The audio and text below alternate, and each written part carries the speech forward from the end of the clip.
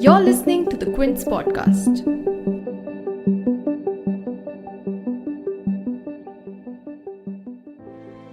The Quint presents the big story for 3rd November 2020. The views and opinions expressed in this podcast don't belong to Audible but are those of the Quint unless otherwise noted.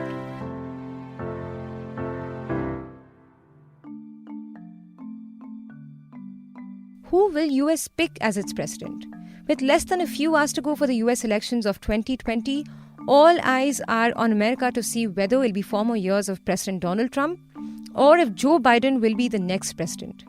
But in a state with a deeply polarized population and an incumbent president who is highly suspicious of the whole electoral process, things could turn messy. Firstly, over the last few months, President Trump has challenged the legitimacy of this election, constantly calling it a quote-unquote big scam, starting with the postal ballots, which he might just be preparing to challenge legally after the election is over. And this is raising concerns that Trump might try to call the election prematurely. But the second and more worrying issue is that with Trump refusing to commit to a peaceful transition of power, what happens if Trump loses and actually refuses to accept the election results? With so much distrust bubbling amongst both Trump and Biden supporters as the election draws near, there's also a big worry about a potential blowout, with some protesters already planning to hit the streets and US unions discussing the possibility of a general strike if Trump decides to interfere with the election. Now, Joe Biden has been predicted to have a lead over Trump nationally, but so did Hillary Clinton in 2016, which she lost to Trump. As the key to the election depends on the Electoral College and not the popular vote, what are Biden's chances looking like this year?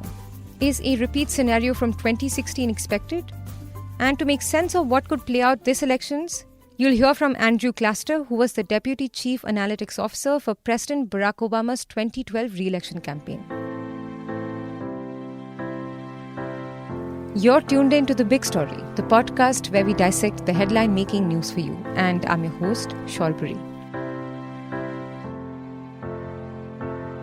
Marred by the pandemic and preceded by a big civil unrest triggered by the systemic racism in its structure, this US election is not simply a fight between Trump and Biden, but is set to be one of the most popular elections in the history of US. And despite the election taking place in the shadow of a pandemic, it's smashing new voter records in more than one way. To begin with, who's already voted? 93 million votes have already been cast as of 1st November in the form of in-person votes, mail-in and absentee ballots. And that has already surpassed 2/3 of the total votes from the 2016 election, where 136.5 million people had voted. And this has created quite a record in early voting turnout trends. Secondly, this year, the total postal ballots are also expected to be double of that from 2016, as more and more people have opted for this method due to the pandemic. As per the BBC, about 8 crore postal ballots are expected to be cast this year. Although it's too early to predict what this means for the final results, what does the high voter turnout tell us about this election? And does this help either of the candidates?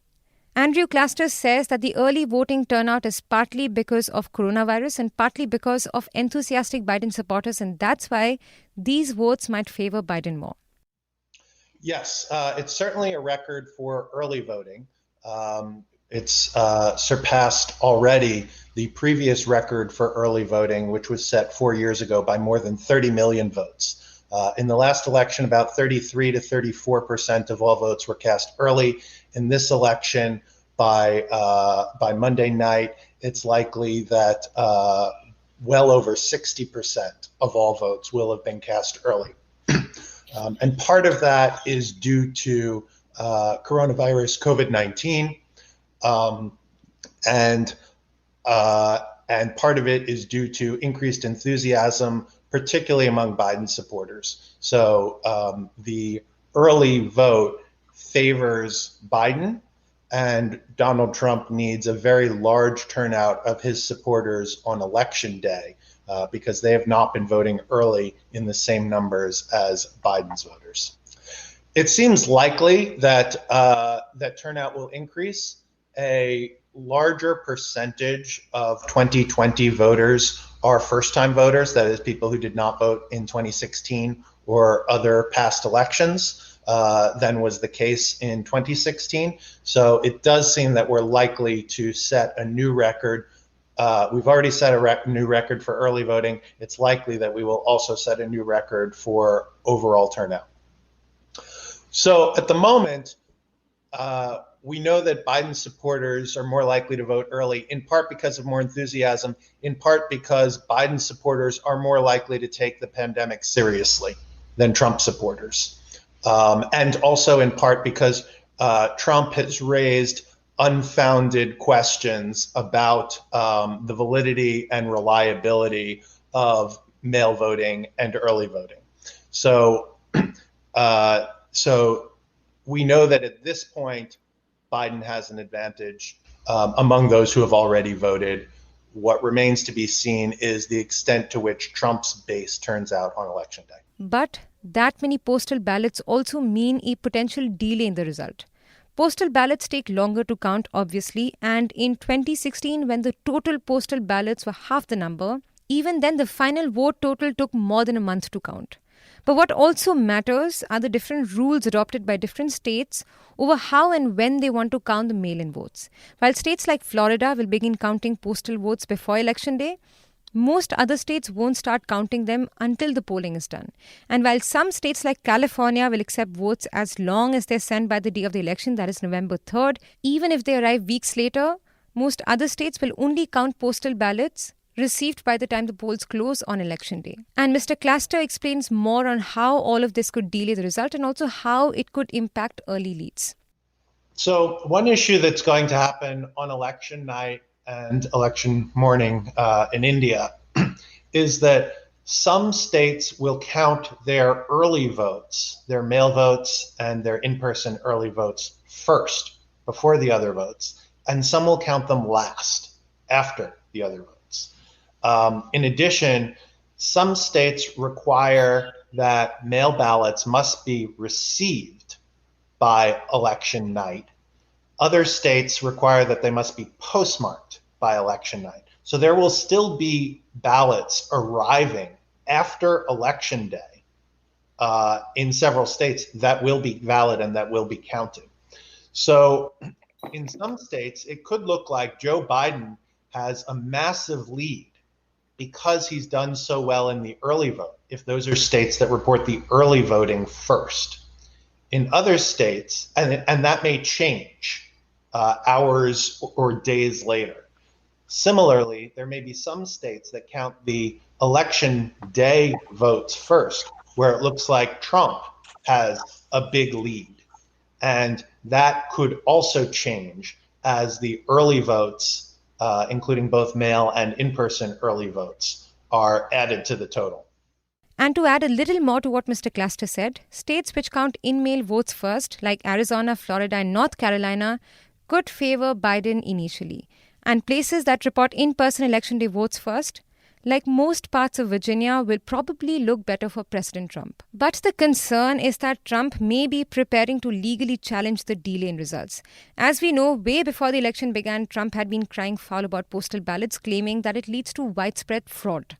And voicing his displeasure at the fact that counting might go beyond 3rd November, he tweeted, and I'm quoting his tweet, "The election should end on November 3rd and not weeks later," end quote.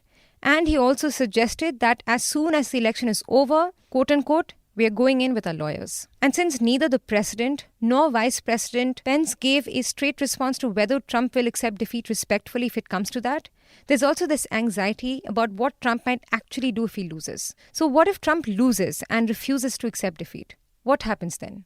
Mr. Cluster says that too depends on the size of the margin between him and Biden. So I think that too depends on the size of the margin. So if it's sizable, Trump won't find any support for his allegations that the vote was stolen, and that he's entitled to remain in place. If it's very close in some of those key states, then there will be some Trump supporters who will push him to do whatever it takes to remain in power. Now, Joe Biden has been predicted to have a 10-point lead over Trump nationally, but in America, you can win the popular vote and yet lose the election because of the Electoral College. The election system in the US is very different from India and also far more complex. Unlike here, where the votes directly go to the candidate, in the US, the voters are not really voting for Trump or Biden. They're actually voting for a representative of that candidate's party who is their elector. And electors are basically candidates chosen by the state parties prior to the general election who cast their vote for the president. And in the US, there are 538 electors who then vote for the president on behalf of the people in their state. But there's an ongoing criticism about how this is a slightly skewed system and also perhaps not the most democratic method of voting. Why? Well, because firstly, the candidate with the highest number of votes in a state claims all of that state's electoral votes. To give you an example from 2016, Trump beat Clinton in Florida by a margin of just 2.2%, but he claimed all of the 29 of Florida's crucial electoral votes. And this matters especially in swing states like Florida, since in 2016, regardless of Clinton's popular vote lead, Trump was able to nab victory in several swing states and therefore win more electoral college votes. And the second and most important factor is that the electoral votes are not evenly distributed. While the number of electoral votes per state reflects its population, there's a minimum of 3 votes per state, which means that some smaller states are overrepresented and some populous states are underrepresented in the Electoral College. And that's how Clinton lost 2016 despite being the people's choice. And that's also the reason why a lot of people use this to argue that the system of Electoral College is in fact flawed and should be done away with. So given all these factors, what are the chances of a repeat scenario of 2016? Mr. Claster gives his analysis on what is different about 2020. So I think there are 2 things that are different this time. One is that after 2016, a lot of pollsters adjusted their methodology to correct for the problems in 2016. And in particular, pollsters have adjusted for education.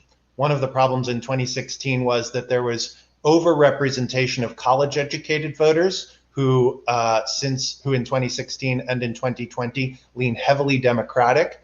And there was underrepresentation in 2016 of non-college educated voters who went heavily for Trump in 2016, at least non-college white voters in the US.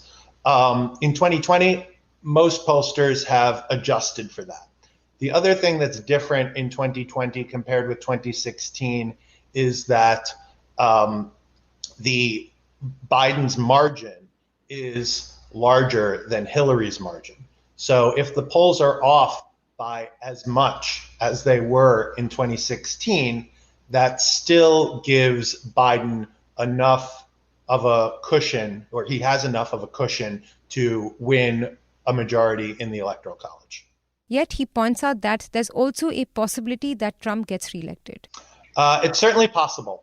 If the polls are off by a bigger margin in 2020 than they were in 2016, if Trump supporters turn out on Election Day in massive numbers, it's certainly possible.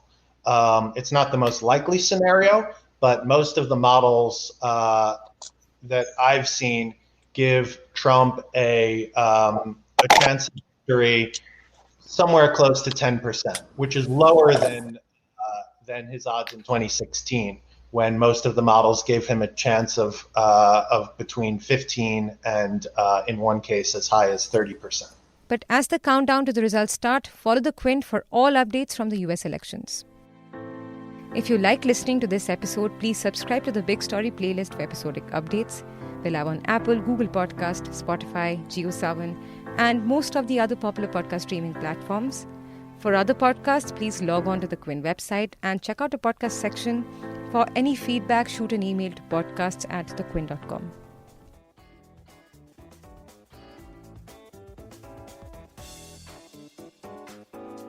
Thanks for listening. Log on to the Quint's website and check out our other podcasts.